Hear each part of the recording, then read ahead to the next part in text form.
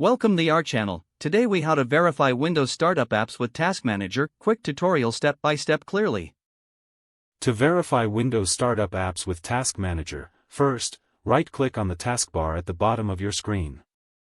From the menu that appears, select Task Manager. If Task Manager opens in a compact view, click on More Details at the bottom. Next, navigate to the Startup tab at the top of the Task Manager window.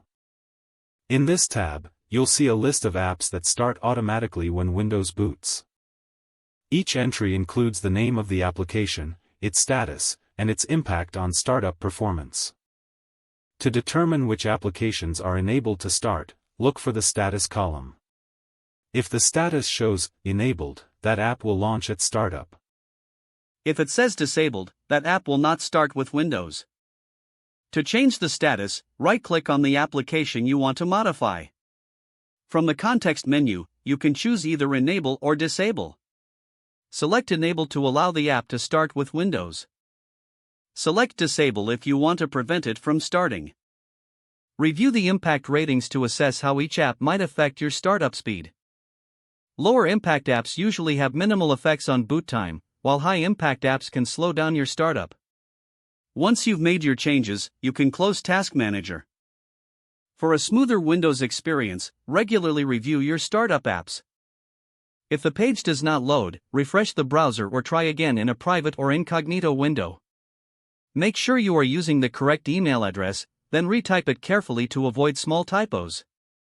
If your password is not accepted, use the reset option and check your spam folder for verification or security emails, then complete any requested confirmation steps.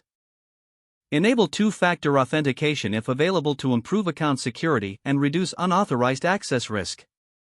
After signing in, review your profile details so your contact information and settings are accurate and current.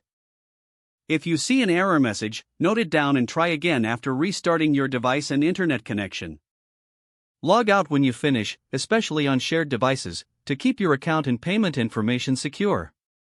If the page does not load, refresh the browser or try again in a private or incognito window. Make sure you are using the correct email address, then retype it carefully to avoid small typos. If your password is not accepted, use the reset option and create a new strong password you can remember. Check your spam folder for verification or security emails, then complete any requested confirmation steps. Enable two-factor authentication if available to improve account security and reduce unauthorized access risk. Don't forget to like this video and subscribe to our channel for more step-by-step tech guides.